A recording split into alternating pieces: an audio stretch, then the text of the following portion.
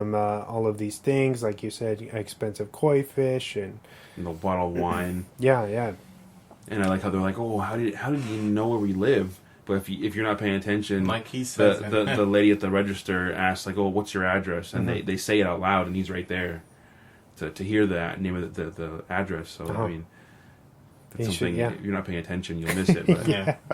he's right there when they say it. That's why when they're like, "Oh, how did you know your address?" I was like, "They just said it earlier in the movie." Yeah, he was like literally right behind him. yeah. I was like, "How can you miss that?" Yeah, that was a super easy address. Yeah.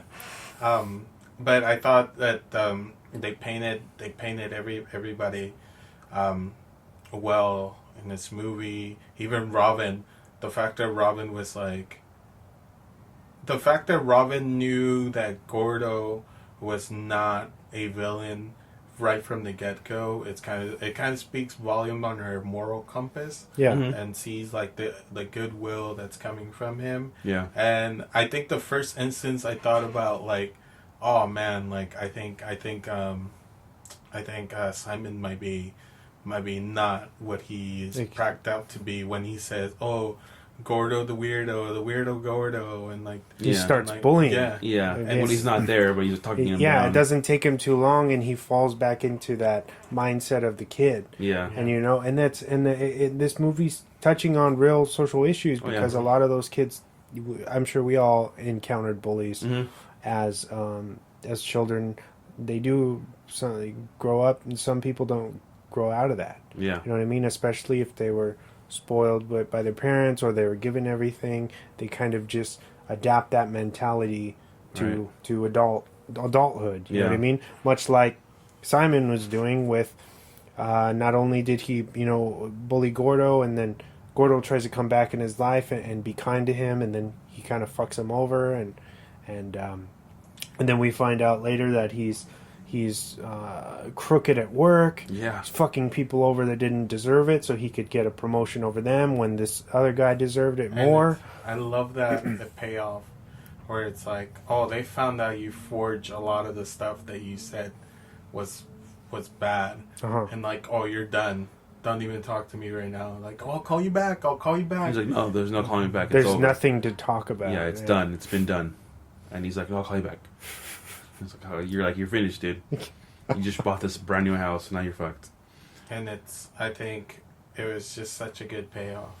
And the reason why it's called A Gift, I think it's like a perfect title. I don't want to spoil. Not yet. Not yet. We are going to get into that. But I do think a lot of the unanswered questions in this are clever too. Like I think that Gordo probably sent the dude the email. He probably hacked into his email and sent him all this stuff so that could all... Because it's like an avalanche of shit on him. Tumbling down. Yeah. Because I think it's fucked up because he started that rumor of him being having sex in a car with a guy. An older guy. Or he got molested from an older schoolmate. And it was just a lie. Yeah. A big lie. And that's what you hear when Robin goes to confront one of the other kids who was involved. Who supposedly stopped. Well, she first goes to his sister, right? Yeah. Well, his sister talks to him about that. Because she's like, yeah, this guy Gordo, like, he keeps on coming around. And she mentions it. He's like, oh, Gordo? It's like, yeah. Like, Simon and one of his friends actually helped him out because some older guy was, like, molesting him. And it was like a big deal. I forgot. But she believed it. Yeah. She thought it was real, a real story. And she's like, oh my God, Simon's like a hero. Yeah. So and it kind of paints that like, oh man, like this guy really saved this guy. And like, man, he's really cool. And then it's like, why doesn't Simon want him around if he's the one who saved him? Yeah. And then I actually got me thinking like, oh, like maybe he was the one who was like, him and the other kid were the one who were molesting Gordo. And then that's when Robin even thinks it when she's asking the other classmate when she tracks him down. She's like, was Simon the one in the car who was doing that stuff to Gordo? And he's like, no, it wasn't real. And she's like, what are you talking about? And he's like, it was a lie. It was a rumor. It just took on a life of its own, and it kept going. And he's like, and then Gordo kept getting beat up at school, and his dad almost tried to kill him. Burn him. Yeah. And he's like, and then that he's like, it ruined that guy's life. But he also says, and then Simon, he had a big chance to confess to and say that it was a lie, and he chose to keep the lie going. Yeah. And that ultimately is what ruins Gordo's life. Which is sad, man. Mm-hmm. It's sad. It's a real thing. That stuff. Rumors do kill people. I mean, it's careers. Anything. Relationships, friendships. Anything. Well, I feel like the big message of this film is that your words do have a lot of weight to them. Yeah. You know what I mean? I feel like we take that for granted, but every day, like everything that we do, whether it be positive or negative, every bit of it has consequences. Yeah. You know what I mean? And also, like how Gordo says, the past can come back.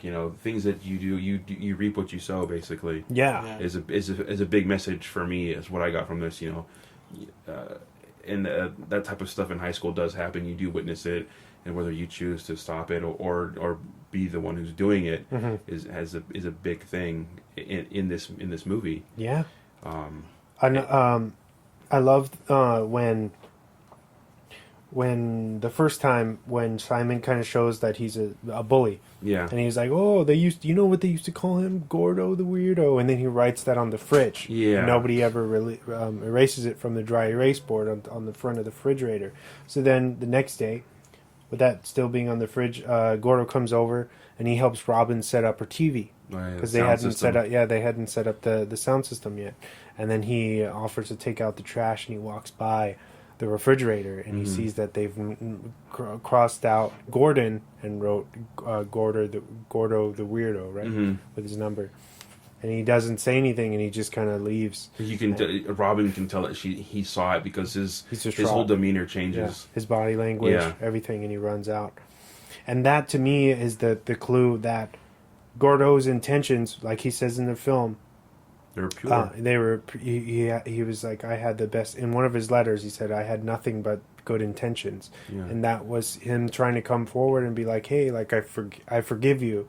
Let's be cool. You know what I mean? But then Simon fucked it up.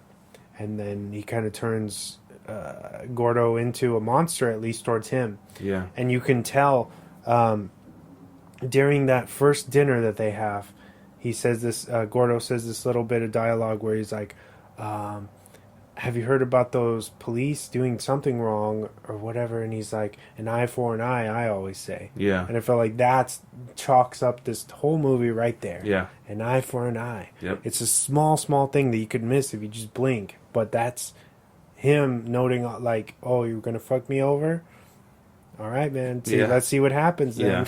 Yeah. And then you another cool twist that in this movie that you find out, I think part of the reason why Robin had a miscarriage was because of her addiction to pills, prescription medicine. She has it stashed away in her drawer in like a mint box, wrapped in napkins or whatever. But Simon thinks that part of the reason why she's kind of being so paranoid and kind of strung out is because of he thinks she's back on popping pills and mixing it with other things like alcohol or whatever other drugs she might have been taking back in Chicago. But it's really I feel like the anxiety of she can't fathom what's going on between Gordo and like the relationship, the strained relationship. It's like all his gifts and everything and this strenuous things that are going on between him is like ripping their marriage apart. Yeah, because she's like, you can tell she really believes that he's a nice guy, he's a good guy, he's giving us gifts for no reason, setting up our TV, and you're just an asshole to him. You don't want to be his friend. You're just brushing off these nice things and being like, oh, this guy's a fucking weirdo. Yeah, they go to his dinner, and it's like Gordo gives him another chance. Yeah. Even though he sees the thing that they wrote. I think that was his second chance to invite him over to dinner. All right, let's hash things out, And he set up this big dinner thing, and then he sets them up, and he's like, "Oh, I'll be right back. I gotta go do something." Meanwhile, we don't know this at the time until the end of the film, but he's recording what they do. The room bug somehow. And Simon, he does some despicable stuff. Oh yeah. Yeah, where he's like impersonating Gordo. Yeah, and he's like, "Oh, you want my little wee wee," or and whatever. he puts his finger through his zipper hole. Yeah. Well, that was. I mean, I did that when I was in high school. I'm pretty sure I did. But I thought that was. It brought me back to that. But then it's like, dude, you're like 40 years old. Yeah. Why still in this mentality? And you're doing this. I'm like, you haven't changed. Yeah, not at all. And not you in can the just slightest. see how disgusted Robin is. She's like, yeah, she's like, oh, you're disgusting. Stop. And then and that's a big thing of why she's halfway through the movie, why she's like stressing out, freaking out. She's like, you need to apologize to him. Like, just go say sorry to him. Like, you need to make things right because I feel uncomfortable. And you can see, she kind of gives bags him this. Under her eyes and shit. She gives him this ultimatum, like, if you don't handle this, I don't know who you are anymore. And I feel like she's kind of straight up threatening, like, I'm gonna leave you. Yeah. So then, out of desperation, he's like, all right, let me go find this guy, and he goes and he finds Simon in a bar doing like some stand up or something. Trivia. Right? Trivia, right? I think he's doing trivia night at a bar. Trivia night, right? And so he goes around the back of the bar and kind of confronts Gordo. After he's had a couple drinks. Well, yeah, he's a little. Simon's a little drunk, and he's like, hey, Robin. He makes the mistake of saying Robin wanted me to come. Yeah. To apologize to you, and he goes, oh, so you're here because your wife wanted you to, not because you want to. And he's like, hey, listen, man. He's like, I'm here because I want to be. Because I'm here. Yeah. I think that was like, I was like, man, you're forcing this guy to take your shitty apology. Trying to. Yeah. He's like, well, he's like, apology. So he's like, so what? He's like, do you accept my apology? Are you going to accept it? And he's like, no, that it's too late. It's too late for that now. Yeah. He's like, what like the a fuck? G. Yeah. Like a G. And he's like, things are already in motion. And I was like, oh shit, like, this dude, this got some plans. Yeah, things are already going. When you hear some of the things are already in motion, that's like, okay, fucking red flag. Like shit's going down. You better upgrade your security in your house or something. Change the locks now. I'm trying to say I'm sorry, my knees, dog. Like, but then he's an asshole about it. Gordo's trying to load up his car with his trivia stuff, his cards. He grabs the cart, flings that shit across the parking lot, all the paper, and he goes to pick it up, and Simon kicks him onto the ground like an asshole. Yeah. That whole scene made me feel so uncomfortable. It's just, I was like, oh, like this guy he's trying to be so nice to you. Yeah. And you're being an asshole and you're drunk. Still picking on him. Still. Yeah. And your whole purpose was to go there and make squash it. Yeah. And he's doing the total opposite. And then he puts all of his weight onto his face and pushes it into the cement. And you can hear like he's like whimpering, he's like crying basically. He's like, okay, stop. And it's just like, it was like a horrible scene to watch. And that happens in real life all the time. They're still adult bullies. Yeah. It sucks. And then, to make matters worse, he goes back home to Robin and pretends that it all went fine. He's like, yeah, everything was great, Yeah, you seem so appreciative. Yeah, I was like, oh my god. Yeah, it was like, wow, scumbag. Yeah. And then, what happens after that? He gets the promotion. Mm-hmm. And Robin then gets pregnant. Yeah, Robin gets pregnant. He gets a promotion. They're having this big celebration dinner. And then you hear a huge bang. Outside, and you're like, what the fuck? And I really did think, I was like, oh, like this is he's getting back now. He's gonna kill all of them or something. And then you find out that they break the sliding door. Someone breaks the sliding door with a rock. And somebody runs away, and they set you up to think it's Gordo. Yeah. When it's really an agitated former coworker. Yeah, it's the guy who Simon beat out for the promotion, and that guy ended up losing his job because of the lies. Yeah, and he's like, I know you forged those emails to me, and it made me look bad and everything like that. And he was like, what? Like, he was shocked, but then he's like, I gotta play it out. Like, I don't know what he's talking about. And then you even see the guy who he was giving his job to from Simon. And you can see him kind of be like, oh shit, like what did you do? Yeah, what did you do? But he doesn't say that before it even gets to that point of him confronting Simon. That's when Robin's like, oh, it's happening, I'm having the baby. And then